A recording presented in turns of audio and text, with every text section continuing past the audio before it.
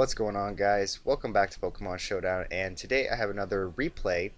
I know I don't normally do replays, considering that the last two uploads now have been replays.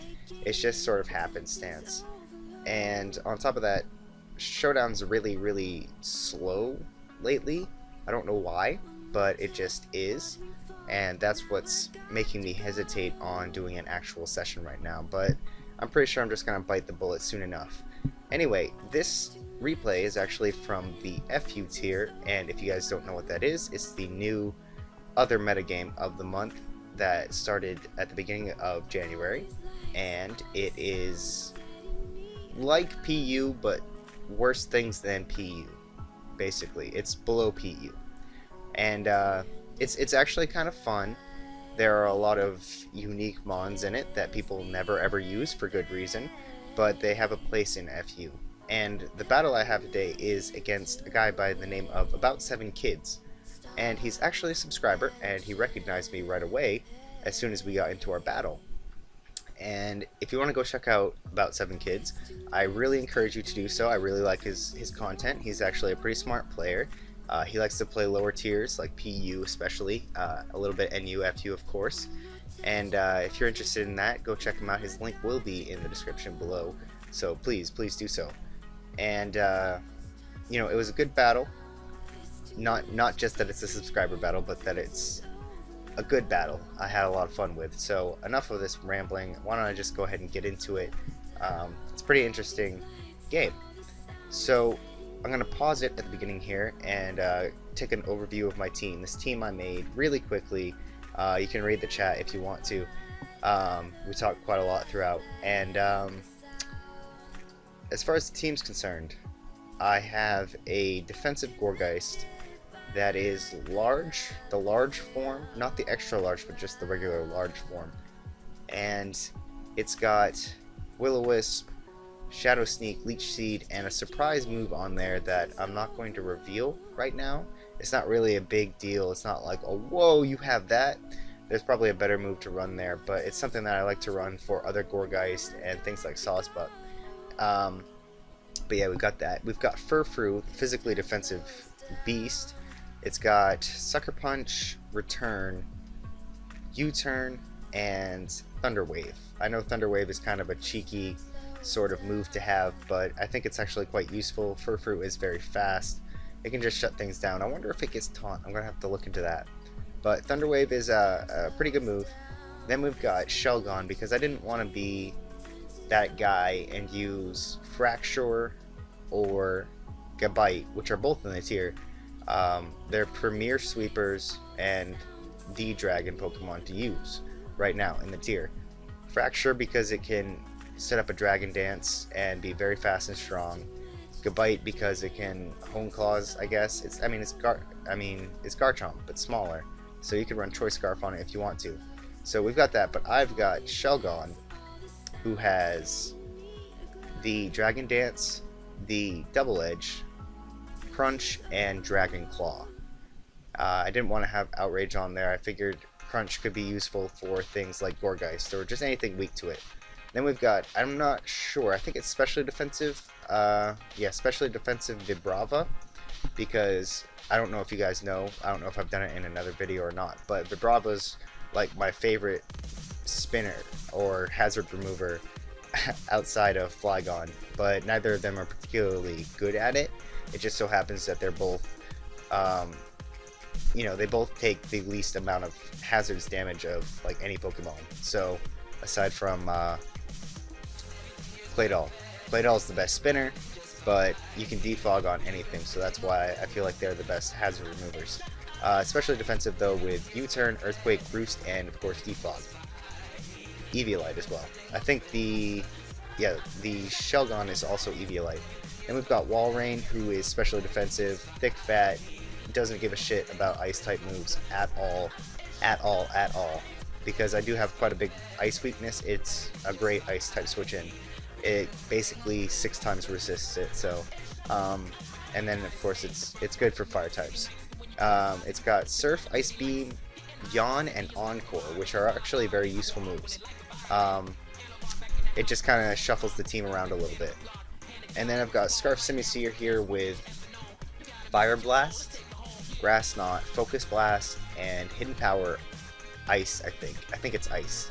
And, you know, it's pretty good. The Simmies are very popular in the tier. They're very good special sweepers.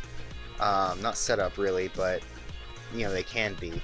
But they can also be physical with, like, acrobatics and a berry maybe, something like that. They're pretty awesome. But yeah, that's pretty much my team. His team, on the surface, is looking like a defensive Quilladin, either banded, scarfed, or set up like Double Dance Kingler. Then I'm not sure about the Simisage. It could be. I don't think it's scarfed. I think it's more of a berry sage or something like that. Yeah.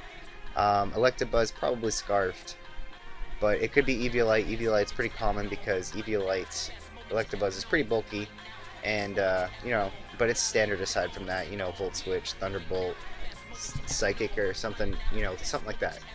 And then Clefairy, possibly specially defensive, possibly physically defensive. Though, given that Quilladin's there, I'd say it's specially defensive. It could run a few sets, but I don't think it's allowed to run like Cosmic Power sets or something. I'm not sure. It would be really broken if it can, but I don't believe his does. And then Crocodile. Crocodile could be defensive, but it could also be offensive. Basically a smaller form of Krokorok in UU, or excuse me, I had those backwards. Krokorok is what I face here. Crocodile is, you know, it can be banded or scarfed, so I'm worried that this thing could also be that. But, you know, I've been talking about this for 7 minutes, and we haven't gotten to the first turn of the battle, so why don't we go ahead and get into it. Again, check out About 7 Kids. Anyway, I'm going to lead off here with my Vibrava as he leads off with his Krokorok, and considering that he doesn't have the Intimidate, he goes for the knockoff, and I'm not expecting him to be a Stealth Rock set. Again, because of the lack of Intimidate, he's more of an offensive set. Just off the bat, I can tell. He's most likely got, you know, Pursuit, Knockoff, Earthquake, something like that. Moxie is an ability. But yeah, so because I noticed that, I do have to let him knock it off because nothing else wants to take a knockoff. But I go for the U-turn, and as you can see by the damage, it's definitely not defensive. So I can go into my Furfrou, and I'm prepared to let it take another knockoff. But he just wants to save it, and I can go for the U-turn because that would have killed it. Get some momentum off of this Quilladin. Here, I make a really bad play. I make a really bad play here.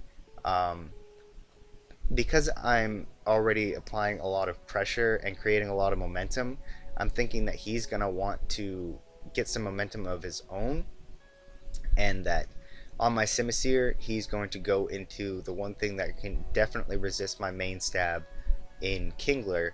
But after I make this play of going for Grass Knot, such a bad play, after going for Grass Knot here, I realized that it was really stupid because honestly Kingler's defense, special defense, is not that great.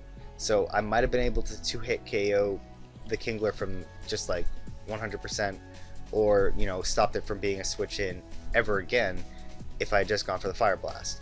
But instead of going into Kingler, he actually goes into Clefairy, which was a good play because this is, I mean, clearly a special wall. It weighs nothing, and it's got the Eviolite that it's not stabbed, so Grass Knot did nothing. And I switched into my wall rain just because I'm not sure what else to do against it, and he goes for the Seismic Toss, so I know it's not as much of a problem as it could have been, because it could have gone for the it could have gone for the Cosmic Power or something like that, Calm Mind. But he turns out to have Toxic along with the Seismic Toss, so I'm gonna yawn him, try and get him to get out of there, and I'm gonna switch out myself, going to Shell Gun because I see this as a setup opportunity if he lets it go to sleep. But he goes into his Electabuzz, and I fear that he might have the HP Ice, even though it might not do a ton to me. I don't really want to risk it because I know even at +2 I can't outspeed Scarfed Electabuzz if that's what it is.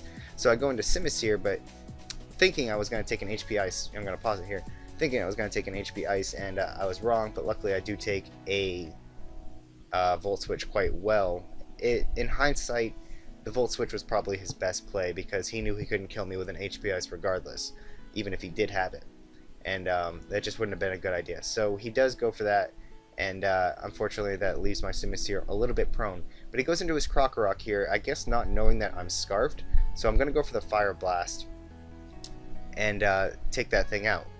So he goes into Kingler now, which I know can set up on me, but Furfrou is a really big monster, so even though he goes for the +2 with Swords Dance, I can go take the knockoff, 37%, no big deal. Go for the T-Wave, but he has Lumberry, so now I have to take another hit. Even still, 2+2 attacks from Kingler can't knock out my Furfrou, so I do actually get the paralysis off. And I go for the return right here, not hoping for the paralysis, just hoping to get damage off on him so that he can't switch into my Simisear again. But he actually gets paralyzed there, which is great because now he goes into his Quilladin not wanting to take more damage. I can get the return plus U-turn damage off, which isn't a lot, but it's something on Quilladin, and go into my Gourgeist. And here, I don't want to reveal my last move. You know what, screw it, it's Flamethrower. Why am I hiding that from you guys? It's Flamethrower, I have that. I don't want to go for it just on the off chance that he switches into, say, his Clefairy or something to eat up a burn, but he actually doesn't do that, and I do get the burn off for free. And even though he's setting up spikes, I can go into my Vibrava, who is immune, and just defog those away. So he gets a free switch into his Clefairy right here. But I'm going to take the opportunity to Roost because I don't think he's going to do anything detrimental. Even if he does go for Toxic, I don't plan on staying in with Vibrava, so that's not a big deal. But he doesn't. He goes for Heal Bell, which is good. And I go for the U-turn into my Walrein here. And now that he's gone for Toxic, I can just Encore him. I don't expect him to switch out. And this can actually help me whittle him down. And this is a good series of plays right here. So I'm going to go for the Surf. Just doing damage to him, since like I said, he can't use Soft Boiled or anything. But this turn, instead of going for Surf, I'm going to go for the Ice Beam on the off chance he wants to go into his Quilladin or his Simisage, and it turns out he goes into his Simisage, which gets one shot by the Ice Beam, which is just perfect. I really like that. And he goes into his Clefairy here, which was also a good play, because he does have the opportunity to get up a Soft Boiled if he chooses, and I'm just going to go for the Yawn. So that I can limit Clefairy's staying power from this point forward.